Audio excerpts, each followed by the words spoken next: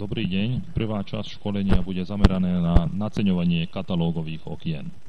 Ak potrebujeme naceniť okná, ktoré sa nájdú v katalógu, tak to robíme jednoducho cez katalóg. Kliknutím na katalóg sa vám otvorí katalóg. Vidíte, sú tu okná, vchodové dvere, odsuvné dvere, akciové dvere, ale balkónové a terasové dvere. Teraz sa poďme zamerať na okná, ktoré sú v katalógu.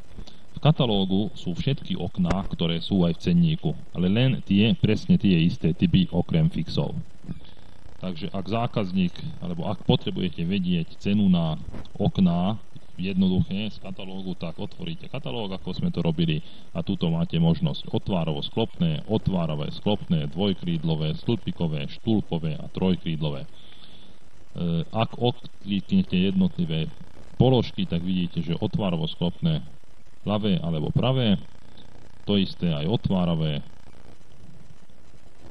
aj sklopné, to isté pri dvojkrídlových stĺpikových, sú všelijaké možnosti, aj pri štúlpových a trojkrídlové.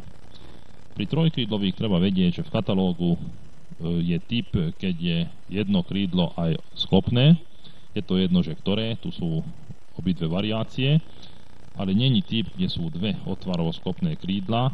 To je v cenníkových cenách o 10 eur drahšie, ako keď je to s jedným krídlom sklopným.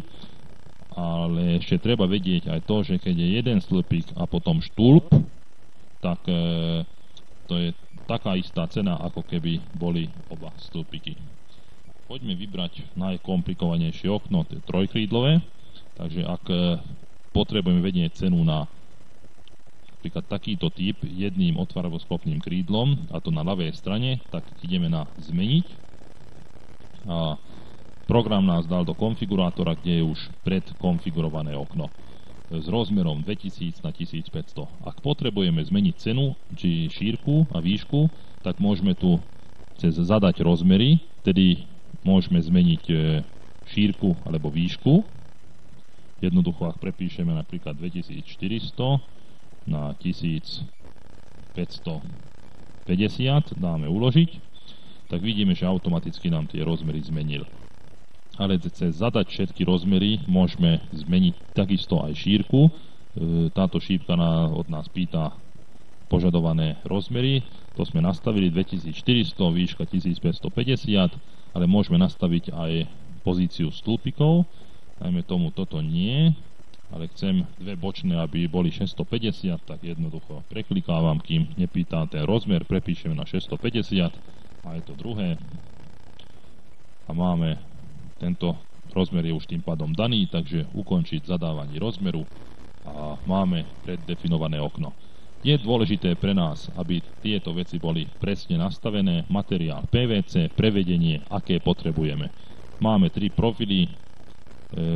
Klikneme na to modré tlačítko, vidíme Optimum rovné krídlo, Optimum predsadené krídlo, Balance alebo Evolution.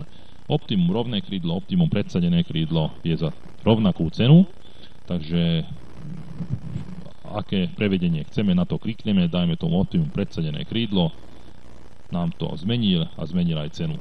Ak chceme vedieť cenu na Balance, tak jednoducho preklikneme na Balance a vidíme už cenu na Balance. Skupina prevedenia pri oknách není dôležité, je ale dôležité výplň sklo. Vidíme, že teraz štandardne je nastavené 4, 16, 4, UG sa rovná 1, v pozícii 1, 2, 3. Vidíte aj tu 2, 3, 1, ktoré pozície znamená. Ak chceme zmeniť základné sklá, tak cez modré tlačítko, dvojsklo, trojsklo, bez výplne, alebo PVC výplň štadúr. Napríklad, ak chceme zmeniť trojsklo, tak klikneme na trojsklo a vybereme to trojsklo, ktoré do daného typu profilu treba dať. To znamená 4, 12, 4, 12, 4, to najúžšie ide do Optimum, najširšie 4, 18, 4, 24 do Evolution a 4, 14, 4, 12, 4 ide do Balance. Teraz vidíme, že je to Balance, takže zmeníme to na toto. A z editácie umiestnení, ak je všetko zelené, tak povolujeme zmeniť všetky 3 sklá. Ak jednu začerveníme, tak tuto to zakazujeme, tak zmení trojsklo len v položkách, kde je to zelené. To je dôležitá informácia, takže zeleným nastavujeme to, kde povolujeme urobiť zmenu. Takže aj toto dáme na zelenú, máme potvrdiť umiestnenie, uložiť a vidíme, že v všetkých 3 pozíciách zmenil trojsklo. Ďalšia dôležitá informácia je farba. Môžeme zmeniť farbu. Farbu môžeme zmeniť na dekor von alebo na obojstrannú. Keď je to dekor dnu, tak to prosím pošlite na nacenenie. Dajme dekor dnu, tým pádom je to len polovične prefarbené. Vybereme zlatý dub. Vidíme, že to zmenil, ale nakoľko je to vnútorný pohľad, takže znútra je to biele, takže pre nás môže ostať aj kľúčka biela. V tom momente, ak potrebujeme naceniť obojstrannú farbu, zlatý dub, tak prefarbí aj okno, vnútorného pohľadu aj znútra je to farebné, je to zlatý dub, ale potrebujeme pri farebných oknách zmeniť aj farbu kľúčky. Vybereme, ešte raz ukážem, s kliknutím na modré tlačítko za kľúčkou, napríklad kľúčku Neptune Bronze, dáme uložiť a vidíme, že zmenil aj kľúčku, aj s cenou. Jedna kľúčka stojí 5,60 € krát 3, to je 16,80. To pripočítal k cene, takže momentálne máme nacenené okno z Balance s trojsklom vo farbe obojstranný zlatý dub s farebnými kľúčkami, stojí to 811,20 €, cenníková cena bez DPH. Ďalšie možnosti: parapety, vonkajšie vnútorné žalúzie, sieťky ukážeme potom v ostatných prednáškach. Čo by som ešte tu chcel ukázať je príplatok za stredové tesnenie. Ak chceme, tak stačí len odkliknúť a ono automaticky tam napočíta cenu podľa bežných metrov a podľa cenníkových cien. V tomto prípade to je 14,40 €. A potom to započíta aj do ceny.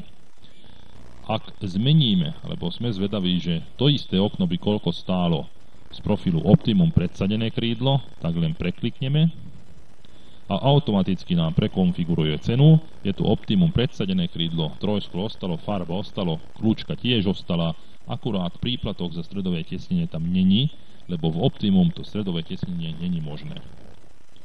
Ak sme zvedaví na Balance či Evolution, tak preklikneme na Evolution, prekonfigurovalo cenu s tými nastaveniami, čo sme nastavili.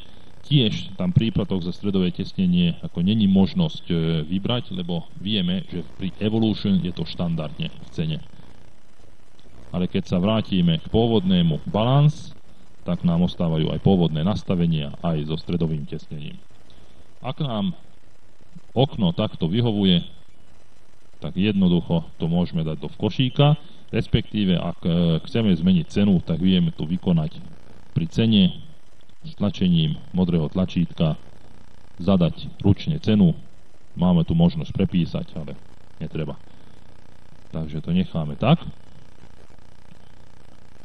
A proste vložíme, môžeme tu ešte zadať kusy, napríklad potrebujeme 3 kusy, tak to prepíšeme, vložíme do košíka a tuto vidíme, že máme v košíku to okno, čo sme preddefinovali. Ďakujem pekne za pozornosť. Dovidenia.